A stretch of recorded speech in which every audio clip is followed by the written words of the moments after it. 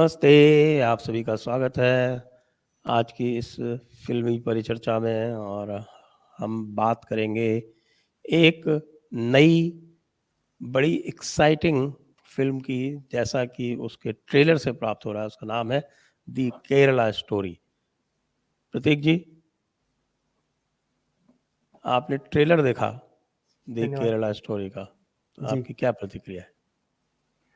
देखिए, the Kerala story का जो टीज़र है वो 5 महीने लगभग साढ़े 5 महीने पहले उसे रिलीज़ किया गया था और उस समय थोड़ा-सा मेरे मन में संशय थे, काफ़ी संशय थे इस फ़िल्म को लेकर क्योंकि जो ये विषय है आईएसआईएस ब्राइड्स का इसको लेकर जो आईएसआईएस ब्राइड्स अभी अफ़गानिस्तान में हैं, उनको लेकर भारत में उनके जो पेरेंट्स हैं, वो उन्हें वापस लाना चाहते हैं, उनके बच्चों के साथ में। और भारत सरकार इन बातों का विरोध कर रही है। भारत सरकार में मैंने जो रिपोर्ट्स पढ़े उनके आधार पर उन्हें सरकार ने हाईली रेडिकलाइज्ड इंडिविजुअल्स कहा है, जिन्होंने अपने डिसीजंस को डिफेंड किया है कि भाई हमने जो निर्णय लिया था आने का वो बिल्कुल सही था अभी भी। और वो जो उनके इंटरव्यूज लिए हैं हमारे सिक्योरिटी एजेंसीज ने तो वो वीडियोस भी सार्वजनिक किए हुए हैं। इसके ऊपर द प्रिंट का एक आर्टिकल भी मेरे सामने ही खुला हुआ है, वो पढ़ सकते हैं। ये सामने ही है, तो इसमें ये सारी और भी कई सारे आर्टिकल्स हैं, इस पर हम देख सकते हैं। तो सरकार जिनका भारत में आने का विरोध कर रही है, ये कहना है कि भाई उनको अगर भारत में लाएंगे तो ये बहुत बड़ी रिस्क है भारत की सुरक्षा की दृष्टि से, वो हाईली रेडिकलाइज्ड है। पर जब टीजर आया था 5 महीने पहले, तो एक कैरेक्टर जिसका पहले नाम शालिनी उन्नीकृष्णन था, जो बाद में उसको कन्वर्ट किया गया, फातिमा नाम रखा गया, और उस कैरेक्टर के प्रति एक सिंपैथी बनाने का जैसे प्रयास हो। वो अपना दुखड़ा बता रही है कि मैं तो सेवा करना चाह रही थी मानवता की वगैरह, लोगों की नर्स बनकर, पर मेरे साथ ये हो गया। तो एक कुल मिलाकर उस कैरेक्टर के प्रति सिंपैथी बनाई गई है, ऐसा टीजर से लग रहा था। तो मुझे वो थोड़ा सा प्रॉब्लमेटिक लगा था कि भाई सरकार जिनको हाईली रेडिकलाइज्ड कह रही है नहीं वापस लाना चाहिए, तो कहीं कोर्ट पर ये दबाव बनाने का तो प्रयास नहीं है, क्योंकि कोर्ट में अभी 3-4 केसेस चल रहे हैं ऐसी, जो सोनिया उर्फ आयशा, मरियम जेकॉब उर्फ मेरिन जेकॉब उर्फ मरियम, निमिषा उर्फ फातिमा, रफायला, ऐसी कुछ और है। उनको लेकर उनको भारत में वापस लाने का प्रयास किया जा रहा है, सरकार इसका विरोध कर रही है। तो कहीं ये बस उनके प्रति सिंपैथी पैदा करने का या कोर्ट पर दबाव बनाने का, सरकार पर दबाव बनाने का तो प्रयास नहीं है, ऐसा मुझे टीजर देखकर लगा था। अब उसके लगभग 5-6 महीने के बाद में आज उसके ट्रेलर को रिलीज किया है।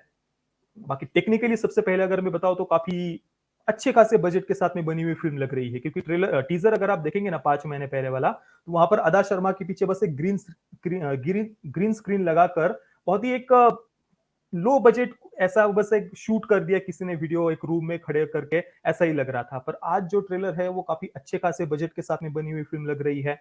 और एक बात की सिंपैथी बनाने वाला एंगल तो यहाँ पर भी लग रहा है। जो जो मुख्य पात्र है शालिनी उन्नीकृष्णन का, उसको किस प्रकार से ब्रेन वॉश किया गया और उसे ही यहाँ पर विक्टिम दिखाया है। वो अपनी इच्छा से गई थी ऐसा नहीं है, पर विक्टिम बनाया गया और बाद में वो गई और अभी वो वापस आना चाहती है। हमारे हमारे जो सिक्योरिटी एजेंसीज के ऑफिसर्स है जो उसको इंटरोगेट कर रहे हैं, वो उन्हें अपनी ये पूरी दुख भरी कहानी बता रही है। तो कुल मिलाकर उसके प्रति सिंपैथी बनाने वाला एंगल तो यहाँ पर भी है। पर एक अच्छी बात इस टीजर, इस ट्रेलर से या इस फिल्म से ये हुई कि जिस विषय के बारे में ज्यादातर लोगों को पता ही नहीं था, कम से कम उन्हें इस विषय के बारे में पता तो चलेगा कि भाई ऐसा भी कुछ हुआ है। नहीं तो मेन स्ट्रीम मीडिया ने तो कभी भी इसके बारे में कोई चर्चा ही नहीं की।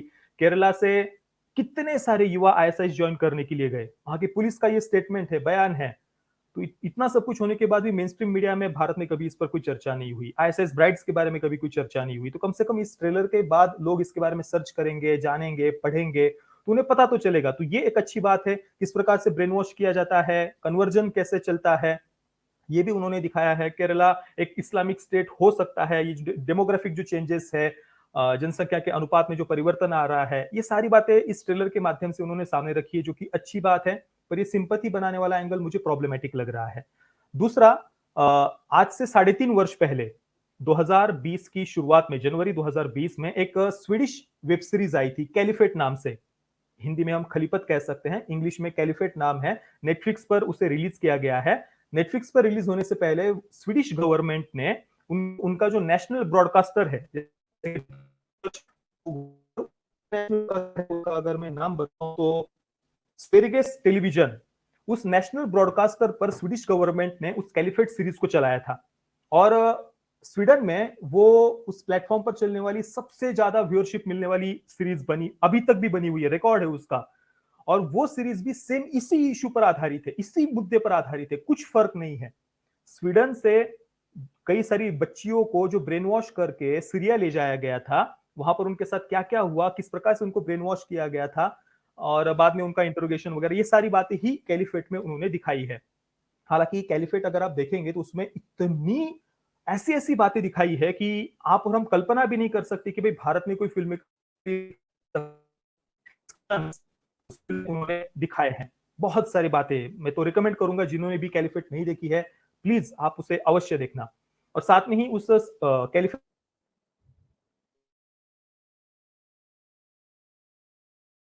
स्वीडन की गवर्नमेंट ने, गवर्नमेंट फंडेड ग्रुप्स है, एंटी रेडिकलाइजेशन ग्रुप्स, जिनका काम है स्वीडन के स्कूलों और कॉलेजों में जाकर बच्चों को कट्टरपंथी मानसिकता से बचाना, उनको जागरूक करना। ये गवर्नमेंट फंडेड ग्रुप्स है, वहां पर चलाए जाते हैं। और साथ में ही बहुत सारी बातें हैं, जैसे कि कल्चरल जेनोसाइड कैसे हो रहा है इस पूरी आतंकवाद की समस्या के कारण, ये बातें भी उन्होंने कैलिफेट सीरीज में दिखाई थी।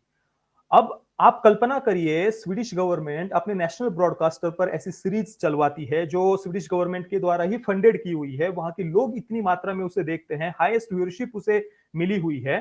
पर भारत में इसी के अगेंस्ट आप अगर देखेंगे, द केरला स्टोरी का ये ट्रेलर गुपचुप से रिलीज किया गया है, एक ऐसे यूट्यूब चैनल पर उन्होंने रिलीज किया है जिसका नाम भी कभी किसी ने सुना नहीं होगा।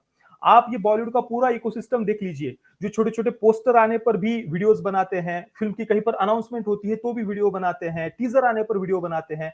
इस फिल्म का टीजर आ गया, ट्रेलर आ गया, पर कहीं पर भी पूरे बॉलीवुड के इकोसिस्टम में, चाहे वो पपेट क्रिटिक्स हो, पपेट मीडिया हो, कहीं पर भी इसके बारे में कोई चर्चा ही नहीं है, चुपचाप से रिलीज कर दिया है। इवन मीडिया हाउस भी, किसी ने इस पर आर्टिकल नहीं लिखे। मैंने थोड़ी देर पहले गूगल पर सर्च किया तो मुश्किल से 2-3 मीडिया हाउस ने, जैसे कि अमर उजाला हो गया या फिर एक द न्यूज मिनट करके एक पोर्टल है, ऐसे 2-3 मीडिया हाउस ने केवल इस पर अभी तक तो कम से कम आर्टिकल लिखे हैं। हो सकता है कि शाम तक वो लिखेंगे, पर भाई ट्रेलर या टीजर रिलीज होने के 1 घंटे के अंदर ही बड़े बड़े मीडिया हाउस के आर्टिकल आ जाते हैं, पर अभी तक भी कोई भी इसके बारे में चर्चा नहीं कर रहा।